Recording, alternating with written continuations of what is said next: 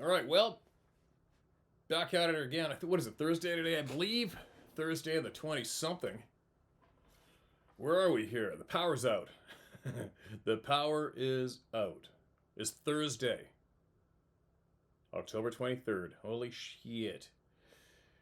Now, yeah, I've got big storms coming through. I hope this is working. I got two generators ripping. I have one for the shop, and I got one going in the house for Sarah. It's been raining like crazy. I guess it's what do the new woke generation call it now? It's an atmospheric river. Warning: there's an atmospheric river about to hit Vancouver Island. Well, back in the day, we used to grow up. When we grew up, we called it well, back in the day when shit was normal, we called it pissing rain. Pissing rain coming for a few days. Pretty simple, like it's been doing forever, right? It's an atmospheric river. Beware. Anyway, what's going on? Have you guys seen this? Check this out. Oh, this thing, that 3-1 Atlas or whatever. Look at this. I'm sure you've seen it. It's all over the internet. People are saying it's not a comet, it's a mothership. It's a fleet of aliens. They're coming to get us. I'm thinking at this stage of the game, bring it on. Can't get much worse here. What are they going to do?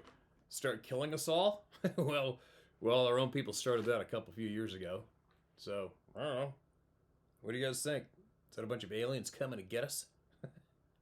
If they are coming here to do something, I'm sure it's probably just here to collect up all the dumb sons of bitches that are ruining everything for each other, right?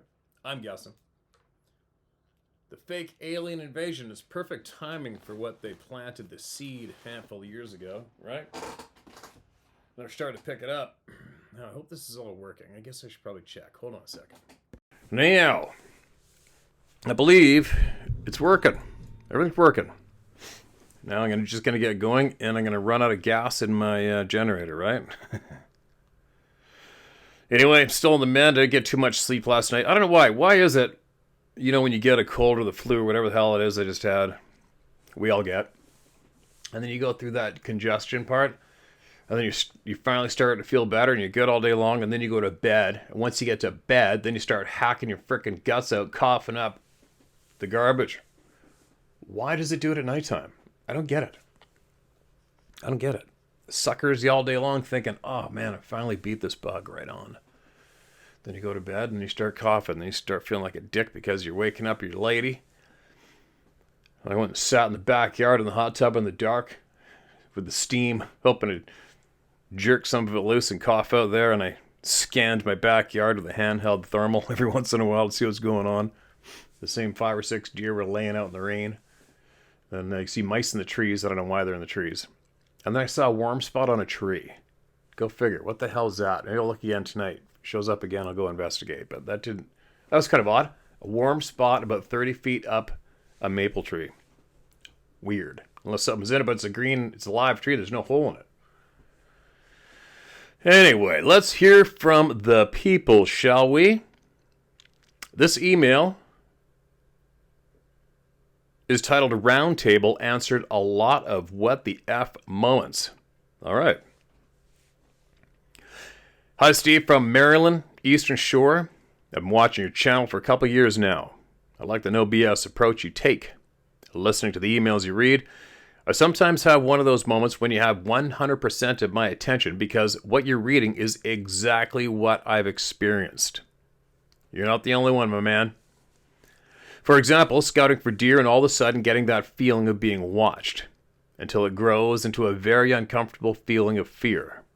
I felt like I was completely lost and disoriented in an area I've hunted since I was a kid. It lasted like 5 minutes, then I was fine. The thing that got me, though, was a couple of years ago. I got set up as usual about an hour and a half before sunrise and was getting settled in, drinking my coffee, when all of a sudden, the loudest tree breaking started happening that I damn near dropped my coffee. It was at least 4 or 5 trees. Not branches, but actual trees being snapped off. It scared the shit out of me. This year is my 49th bow season, and I've never heard anything like it. The sound came from the neighbor's farm, so I never did investigate the area it came from. I've heard that many times in the emails you've read. Interesting side note, I happened to be talking to one of the guys that works for the state that wears the green uniform, and I asked him what kind of weird calls has he gotten lately. And he said, "What do you mean?" I said, "Bigfoot or Sasquatch." I was shocked how this guy just opened up and talked about how many calls they get pertaining to this subject, and how a couple of guys had seen it, including state troopers. Thanks, Steve, for doing what you do. I appreciate the opportunity to listen to the emails. And P.S. I don't go out in the dark anymore unless my son goes too. I'm not going to have the shit scared out of me by myself. Yeah, well, there you go. You might as well have a couple of you, right? That'd be interesting if you could find that guy and get him to email me. Wouldn't that be an interesting person to have a conversation with? I think so. If he's willing to speak to somebody openly on the side of the road, he might be willing to speak here. Or if any of you fellas, ladies in those positions, then you're here watching, why don't you do it? We don't have to reveal your identity. You can just talk. Share this way you know, right? Because I know you're here listening. I know you are. Oh, one note I forgot. Molly, I know you're here, Molly. Molly L. Bobby Short's very dear friend and a dear friend of ours. Molly, Sarah's trying to get a hold of you. She spent over $500 for some final editing on one of those places online where you go down the list of people and their names and you hire them. And she's been getting completely let down and I'd admit, screwed over, I think. So, I found your email and hopefully maybe you can give her a hand. She's going to be emailing you. So look at your inbox or your spam, all right? Side note, poor Sarah, she's having a very frustrating time getting her cookbook done. It should have been done a little while ago, and this person who, not good. I got on there and started talking to the person, and let him have it. But anyway, fresh out of the pen, digital ID being pushed in Maine. What the F is the title of this email? Steve, I got this message when I logged into our accounts today at Atlantic Federal Credit Union in Sanford, Maine. No warning, except that they recently did a software update to their system, which required customers to create a new login ID and password. There was nothing about digital ID until today. We also have an account with the Kennebunk Savings Bank, which is a local bank headquartered in Kennebunk, Maine, with a branch in Sanford, Maine that we use. We don't live in Sanford, but it's the closest city for us to bank at. Excuse me. Many other banking institutions in Maine have also recently updated their software systems. They are attempting to a backdoor approach, get people to just accept it without much fanfare.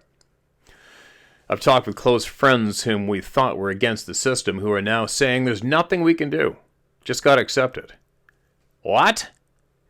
My husband and I refuse to accept this evil crap. We are now in a serious discussion about selling everything and going completely off grid, maybe Alaska, somewhere remote. Feel free to share on your channel to alert others that digital ID is here in the U.S. Best you and Sarah and the family. Well, here you go. Shared. Check it out.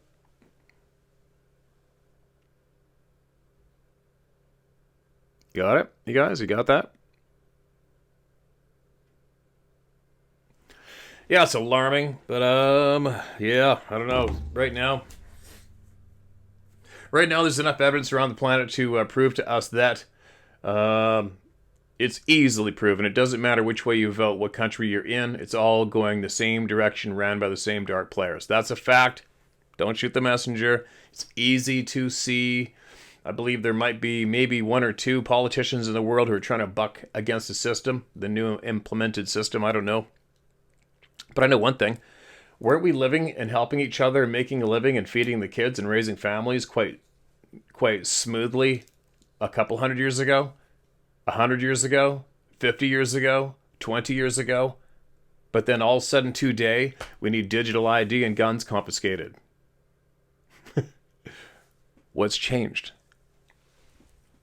Right? Not much has changed.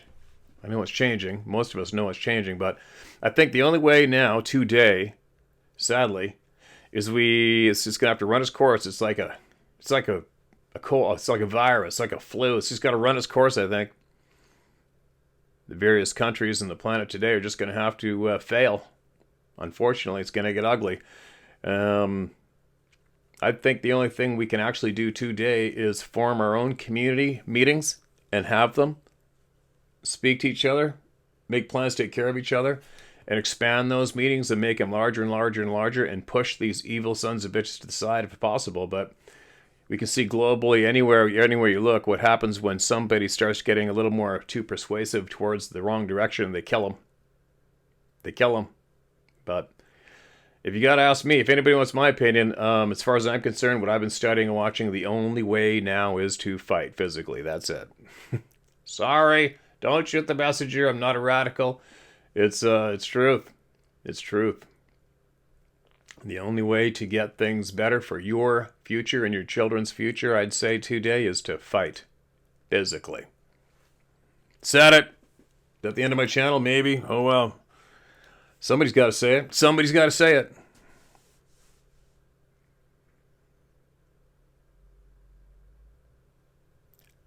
Next in the inbox. If you give your guns away, let people take them, you're not a smart person. Especially today. If you give up your firearms today because you were told you're going to be a criminal if you keep them, you're a dumbass. All right? Norm in Alaska, number 3. Found objects like feathers. Mr. Isdall, my full name is still okay to share. All right, what is it? Norman Solly. I trust that you and yours are well. And my experiences of objects mysteriously found might be more data to include with your eagle feathers. Most of all, it's very recent, since I got back to Alaska at the end of June, but I will start with a couple of older things that I remember. In the many years here in Alaska, before I left for a job out of state, I would sometimes find small rocks on top of larger rocks in a rockery. They're very subtle, but hard to explain as a natural event. On the 4-kilometer route to my semi-remote cabin, I once found a dead branch stuck in the ground in the precise middle of my relatively packed trail. Just 2 or 3 inches deep, though. There definitely were dead branches overhead at that spot, but since then I have not once found a fallen branch stuck into the ground, even out in all of the deep moss. The packed trail was, of course, a less likely place for a falling branch to stick on the landing. I think of that standing branch as a calling card to let me know that I was sharing the woods. This section of trail bypasses an area that I used to pass through, but I found it too creepy, so I made a half a circle around that spooky spot. Maybe I did not detour far enough. Once, when I was first establishing the route up to my cabin site, I found an assortment of odd things under a relatively large, for here, white spruce tree laying on the ground. Everything was old with holes, bent rust, etc. 2 pots, a frying pan, a crumpled tin of Planters peanuts, and about 100 feet of loosely coiled light aircraft cable. To this day, I greet this location out loud by calling out, 2-pot. People think I'm talking about a rapper until I tell them about the 2 pots. Perhaps of significance. Eventually, the classy-looking red-baked enamel pot disappeared. I still call the spot 2-pot, though. Once inside my cabin at the edge of the spooky trail, I dropped 3 AA batteries. For some reason, I was determined, but thwarted in finding the last battery. I spent a good 20 minutes searching beyond reason for that stupid battery. I emptied the wood bin that had been 4 feet away. I searched the boots I was wearing and the pockets of my clothes. I moved the chairs away from the wall. I swept, etc. No darn battery. I finally gave up. And 2 weeks later, I hiked back up to the cabin again and found 1 AA battery laying on the ground 15 feet in front of my cabin. And I have no explanation. In western Massachusetts, there were all sorts of other squatchy things going on. One of the owners of the farm that I worked on asked if I had left the blue feather outside her front door on her doormat. Not me. She also told me about how she had this knack for finding clean animal bones right in her path while walking in the woods, mostly skulls. I figured that she had forest folks watching out for her and leaving her gifts. In the short time since I've been back in Alaska, I've had a few objects turning up mysteriously. Not as blatant as eagle feathers in barns and chicken coops, but they catch my attention. In chronological order. Early August, a heavy-duty, slightly bent and slightly rusted campfire grate, right smack dab in the center of the very start of my 4-kilometer route up to my off-road cabin. I'd been away for over a year and was so excited to get back out to my cabin. I like to think it was a welcome home present. Oddly enough, this grate has come in handy for me. I use it as a trivet on top of the wood stove at the cabin to keep from overheating stews and such. I have included a picture of the grate. Mid-August, I noticed that the cupped fire ring at the road accessible house that I live in had a half a dozen small rocks inside of it, under the screened cover and laying on the grate. The rocks were not in there the last time that I had burned paper trash. I included a couple pictures of the rocks. The screening is burned, though, in the center of the cover, so it would have been possible to set the small rocks inside without removing the cover. Late August. I found a smallish, broken, rounded river rock just a few feet away from my gifting station. Lessons learned. Stories from there, one involving a wolf. To find a rock at all on a trail where rocks are few and far between was weird all by itself. But to find a broken rock was odd to me. This was near the edge of a slope, but this was in an area of unbroken moss, other vegetation, and deep pine needles. No rock outcroppings at all. I brought the rock up to my cabin and set it on a windowsill. I didn't think much about the rock until I noticed the rocks in my gravel road 5 miles away at my full-time residence. More and more cobble rock is becoming exposed in this road as the fines blow and wash away. I realized that vehicle traffic was starting to break some of the rocks, and that the road in front of my house is where I can find rocks that look like the one I had found in my trail. Is something up in the woods telling me that they know where I live? Probably. Late September, hiking up to the cabin again. I found a water bottle hanging from a tree stub up a low bank above my cabin. The water bottle looked like it had been laying under a tree for a couple of years. Small rodent teeth marks in it. My trail is used almost exclusively by me and by my rare guests. None of us recognized it or admitted it hanging there. None of us recognized it or admitted hanging it there. There's another recreational cabin about half a mile away. I was able to show a picture of the water bottle to the husband of the family, and he said he thought that the water bottle might have belonged to one of his daughters. Only thing is, that daughter would have been a single-digit years old and probably only ventured a couple of 100 feet from the cabin, located as it is in grizzly country. Many hunters have found the water bottle and left it at my place. Sorry, what? Hunters may have found the water bottle and left it at my place, but why pick up a water bottle within sight of one cabin and carry it to another structure deliberately hidden in the woods? And not leave it on the porch, but leave it 80 feet away. It's almost like something walked up to the edge of a perceived boundary, much closer to my cabin than the actual property line, and was not prepared to come any closer, but wanted to be sure that I found it. I included a picture of the water bottle.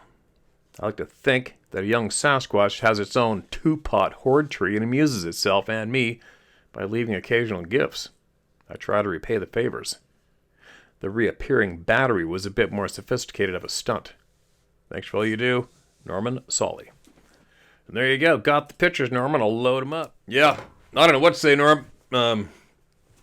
Myself, I don't know. I mean, I've come to the conclusion that whoever these beings may be, they're far more intelligent than just leaving simple, goofy things for us to find. Do you know what I mean?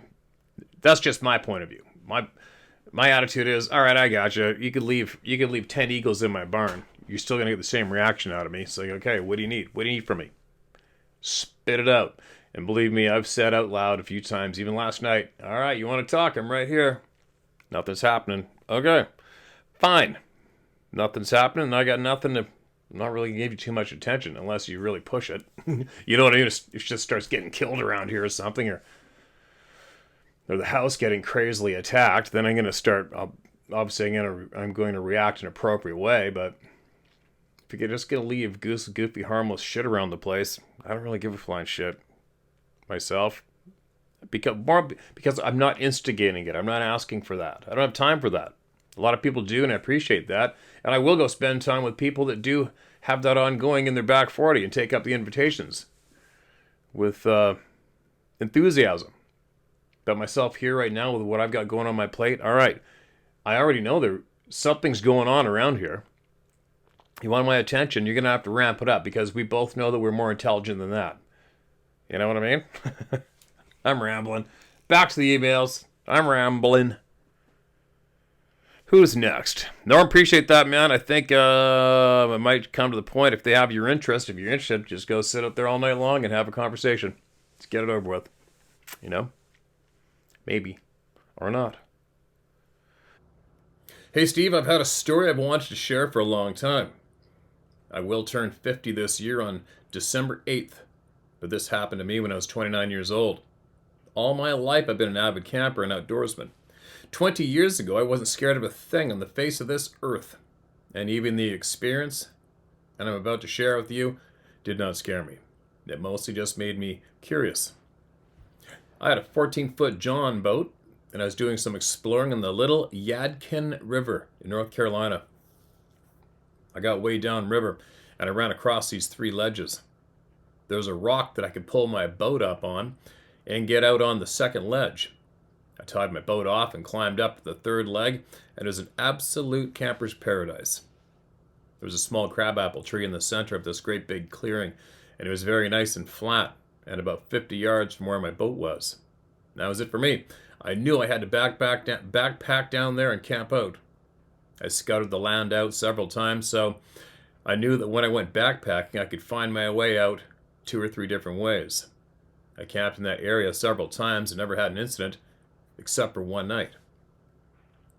You would have to understand my mindset to realize why nothing scared me. I'd never seen anything out of the ordinary in all my years of being in the woods, and I always thought there was a logical explanation for everything. Anyways, one day I had my heart set on camping in that spot, so I threw my backpack on and hiked about 2 hours to that 3rd ledge. I set up camp and just got ready for a good night's sleep in my element. Although I wasn't hunting or anything, I still carried a shotgun with me because I'm just not stupid. Right on, good for you, man. Good to hear. Something woke me up at around 2 a.m. There's a tree crashing way off in the distance upstream from me. I sat up in my tent for a second and I thought, well, that was kind of strange because there was no wind blowing. I laid my head back down on my pillow and closed my eyes just to hear another tree crash coming a little closer. The first thing I thought of was, why would anyone be coming down the river on a bulldozer? But I cannot hear a motor. And after I heard the 3rd tree crashed a little closer to me, I started to pay more attention. I thought it was probably some insane crazy bear or some rabid animal, but I never even considered it being a Sasquatch because I simply didn't believe Sasquatch was real. My best guess at the time was that it had to be in the same abnormally huge black bear, but I don't think even a black bear can push these trees down. As a matter of fact, I'm about 100% sure they couldn't. These were small saplings. These weren't small saplings, they were trees. Anyways, I heard 2 more crash coming in my direction, so there were 5 in all coming towards me, with the last one possibly being around 30 yards away from me. See, that would be a little bit much. I was sitting up in my tent with my 12 gauge ready to shoot at anything that came up on my camp. Everything was completely and totally silent for about 20 minutes, and then I heard a tree crash way past me down the river. I heard 2 more after that, so I heard a total of 8 trees crash that night going down the river.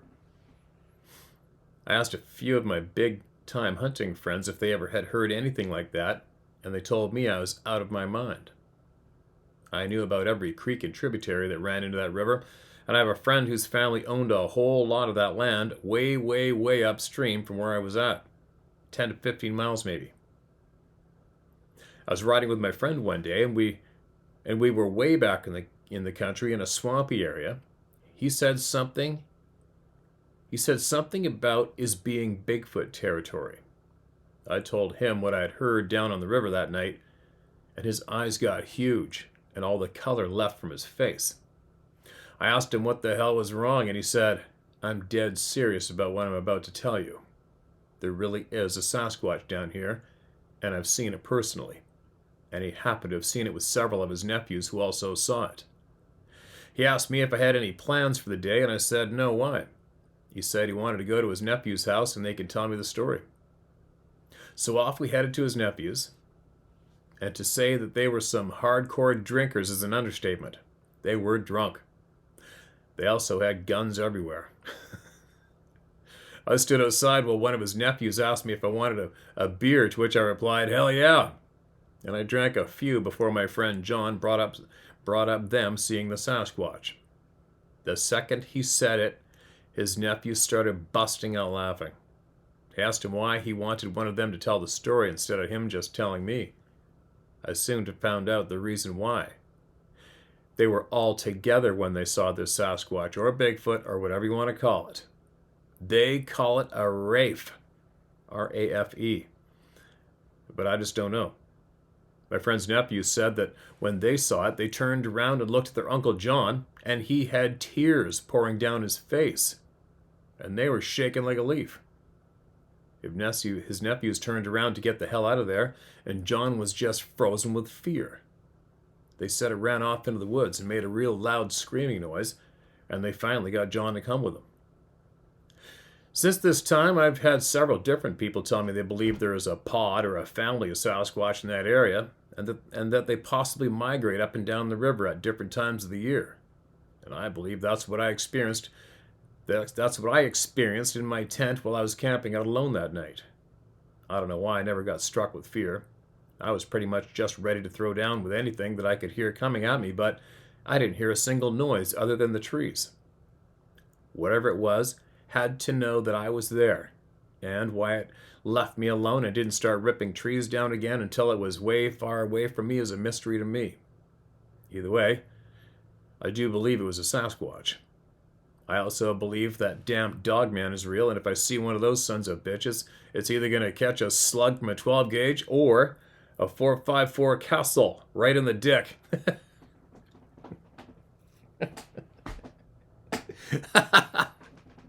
Oh my god, why did that make me laugh? Right in the dick! I'm not shooting for the chest or the arm, I'm going for his crotch. Let's see how tough the big bad wolf is when his balls fall off and hit the ground. Oh my god. Anyways, that's my story, and you can use my name if you want. My name is John Randall, Blackwood, and I live in a small town called Cooley, North Carolina. And I can't say I give a rat's ass what anyone around here thinks about me. Everyone dies famous in a small town. End of email. All right, man, appreciate that. Appreciate that. John Randall Blackwood. John, I don't know if I suggest trying to shoot the dick off one of those guys. He might just pick it up off the ground and club you over the head with it until you're unconscious. Who knows? I wouldn't suggest trying to shoot one. Ever. Myself. Not unless, obviously, if it's to protect you or your family's life. That's about it. Or your livestock, I guess. I mean, yeah. I don't care what it is. If something comes to kill my horses, I'm going to kill it. If you kill one of my horses, I'm going to hunt you down until I get you. Or my dog, too, so whatever. Anyway, there you go. More members of the club, right? More members of the club, but no return. The club where 100% of the members didn't ask to be a member. But once you're in, you're in. There's no way out. You can stick your head in a hole in the sand, though, but I don't think that really works. Anyway. No impressive story, just a word of thanks. Firstly, thank you for all that you are doing to keep this topic evolving.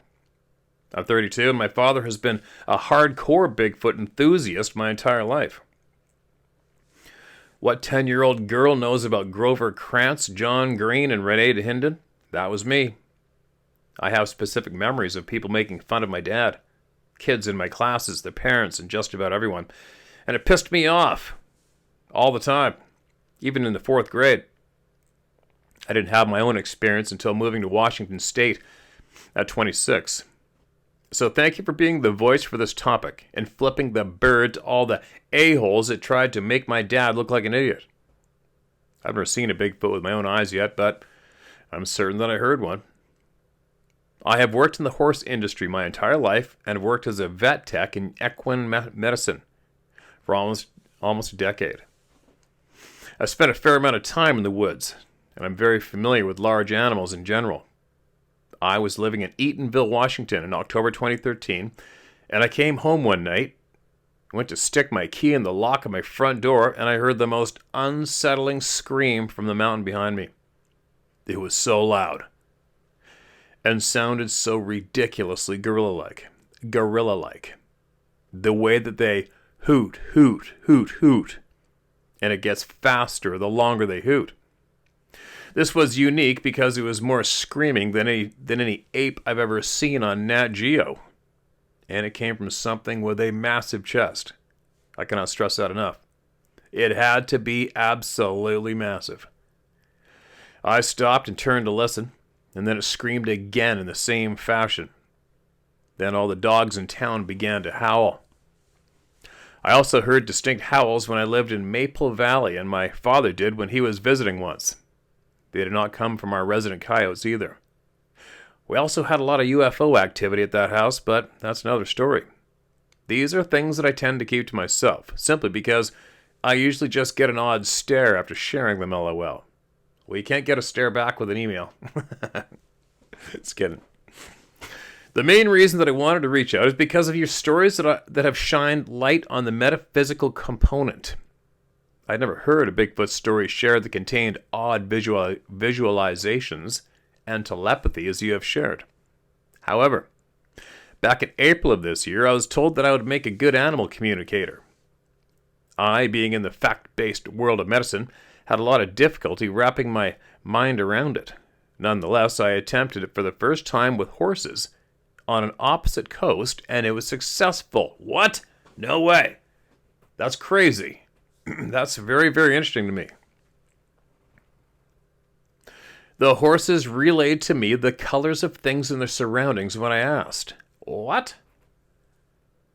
I've never seen their pasture or houses around it. They told me the color of the nearest house and the color of the car in the driveway, which was verified by my friend to my disbelief. And that was it for me. I have been communicating successfully since then with both animals here now and ones that have departed. Wow. I've not shared this with many people, no doubt. But even patients that I see on a daily basis have told me where their pain is coming from, and then we do diagnostics, and there is the problem they told me about. It's insane, Steve.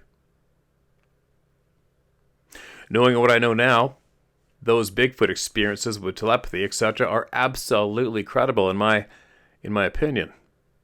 I'm also angry that none of them have been a part of all of the other mainstream eyewitness accounts discussed for the past 5 decades. As I'm sure you know, we all have the ability to communicate in this way. I believe that. As human beings, most have just been conditioned to live in the physical/visible world here and now. Just like any muscle, if you don't use it, you lose it. Oh, absolutely agree. So I just, who even knows what they intentionally erased from us as children the second they stuffed us into that corrupt public school system, right? I'm not special in my ability to communicate with animals telepathically. You are able to do it just like any of your YouTube followers. Most people just aren't awake yet, and some aren't meant to be yet. It's interesting information, and once people understand that there are many frequencies at which the universe operates, and that we are able to tap into those frequencies with practice, things would be a lot easier. No doubt. Unfortunately, most people aren't able to find Bigfoot credible, never mind the communication capabilities of all organisms. Thank you for being brave enough to share it. I really appreciate your efforts. If you ever need any help with macaroni or the rest of the herd, please know I'm happy to be of service, though you're very intuitive yourself, Renee. All right, there you go, Renee. Appreciate that. This is a while back, this one. I found it. Not marked as read. Wow, it's in 2019. Holy shit. Renee, you still here? I'm going to mark this as look into. You sound like you got some interesting shit on the go. You know, you guys, I wouldn't have given that much attention in the past, but now, when Sarah relayed to me that her dog was on a walk with a dog walker in Squamish, turns out that the lady that, excuse me, was walking her dog is now a professional UFC female fighter hailing out of Squamish, BC. And she lost her dog. And they weren't supposed to be off leash. And it was on right beside the very busy Sea to Sky Highway, about, I don't know, 3 miles north of Squamish toward Whistler, that big bend on the right where the river's down alongside the highway. That's where she lost her dog. And Griffin, the little Frenchie, was actually running around out in the middle of the highway panicking. Then I guess he found himself in the river. Then he fell in the river. And Sarah doesn't even know how she came into contact with this animal psychic, pet psychic. Anyway, and the woman was on Vancouver Island, and she's on the phone with this woman, and she's telling Sarah where Griffin was on the river on a log whimpering. I said, no, you got to go further downriver. And she went further, and this is after everybody's looking everywhere for her dog. The cops were there because of the dog on the highway. Sarah's losing her shit, and she followed this woman's instructions, and then she said, he can hear you, he can hear you. And then she went farther down the river, and there's Griffin on a log, soaking wet, shitting himself. She got her dog, and nobody else could find him. How amazing is that? And that's what got my attention to the fact that this pet communicating, animal communicating is very, very real. Right? Take from what you will or leave it. If you can't handle that as fact, well, it doesn't mean it's not true. Right? Do I believe it's true? Absolutely, I believe it. Absolutely, I believe it as fact. Very interesting. Very interesting. Man, the Charlie Kirk thing sure is out of hand, isn't it? There is so much information, not made up, with receipts in your face that it was an organized assassination by what's supposed to be the good guys. I believe that is true. And you got to wonder, with all the, especially today, when you look on the internet and you see all the crazy ass shit. There's such crazy ass clips, video clips online. You guys know what I'm talking about. It's absolutely horrific. It's absolutely ridiculous. It's numbing us to some of the most horrific acts of violence, humans on humans, and it's just numbing our minds. Are getting numb to it, And you got to wonder, exactly what really happens to you if you kill. It's one of the first commandments: "Thou shalt not kill." I get it out of self-defense, but there's so many murderings going on daily, especially in the inner cities. Just the most ridiculous, heinous murders. Somebody shot somebody in the head because they delivered their pizza late or something. There's video of people killing each other left, right, and center. It's amazing, but you got to wonder. I mean, if you're going downstairs at the end of this lifetime, it's going to be pretty busy down there these days, don't you think? If you go to hell for taking someone's life, hell is going to be, that business is going to be booming in hell right now. I mean, we are talking, there's got to be a lineup like never experienced before to get into hell. Don't you think? You got to wonder. I mean, we've been raised to believe that thou shalt not kill, that you shouldn't kill. But when you look at who's doing the killing these days, there's a lot of very, very intelligent people out there killing. They're killing a lot of people. I mean, aren't they scared of what's going to happen to them in the end? You know what I mean? It's pretty creepy what's going on in the world today. That department. Could I kill? In a heartbeat. Under the right circumstances, yeah, for sure, without a doubt. That's just me, though. I might be built a little different than your average ding dong, but it wouldn't fizzle me the slightest if I had to. I do believe I wouldn't go looking for it, wouldn't go planning it, but if I had to protect, yeah, oh yeah, I'm going to be really good at it too, without a doubt. I'd be really good at it. But I have a funny feeling if you do it to benefit yourself in any way, you're going somewhere real hot. Don't you think? I think so. That's why it just amazes me, and it's so confusing watching how many so-called educated, successful, however you gauge success these days. All right, let's just put it another way. Some of these people who have a large influence and a lot of money and a lot of power, and how many people they kill annually. Maybe they're not so intelligent at all, right? I don't know. It's pretty creepy. Pretty creepy. But anyway, getting back to what's going on in the world today, I'll tell you what, you guys. I don't know, maybe you agree with me, maybe you don't, but I believe after watching so many various different elections around the globe past handful of years and with the outcome, I don't know, I got a funny feeling that the whole system's obviously falling apart. I have a feeling it's just going to have to cannibalize itself and we're going to have to start from scratch. I think so. Don't you think? Unless, of course, you could somehow start forming community like you're supposed to.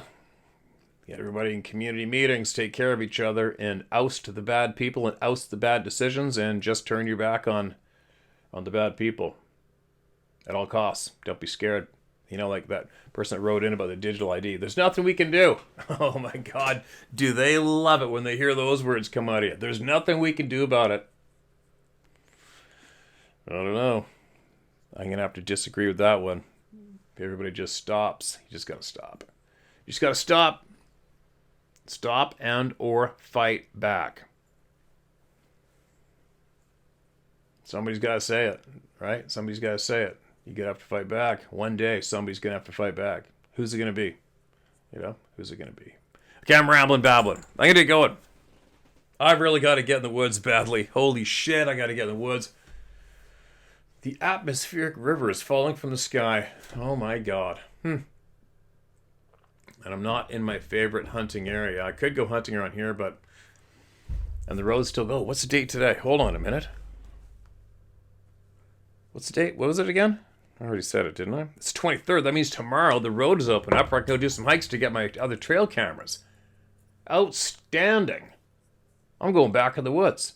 And it might be early enough I can maybe get some of these big elk to come into a bugle. Right on. Game on. I'm going. Thank God. Thank God. Okay, I'm out of here. Probably not make any sense. I've been up hacking stuff out of my chest all night long. I feel like I haven't slept in a month. But I'm on the mend. Share my story at howtohunt.com. That's where you get your truth shared. Molly, our dear friend Molly, Sarah's trying to email you. She needs your help desperately to help her with a cookbook. And she's also going to do the next shop here for the kids in the next couple days, as usual. There's no shortage of them out there. And anybody who's subscribed to this channel, all your money's gone to feeding hungry children, so pat yourself in the back for that one. That's pretty big. I don't even know what the count is anymore. I don't think I want to know how many. All I know is there's, for every child that we feed, there's probably another 500 that need it. But anyway, we're doing our part, and there's a lot of you out there doing your part through us, which is pretty cool. Here we go. Onward and upward. Oh, I made a little video of when I took my boat in from Bamfield to Port Alberta the other day. I'll put that on the tail end of this video right now, and you can watch that. And I'll be back tomorrow.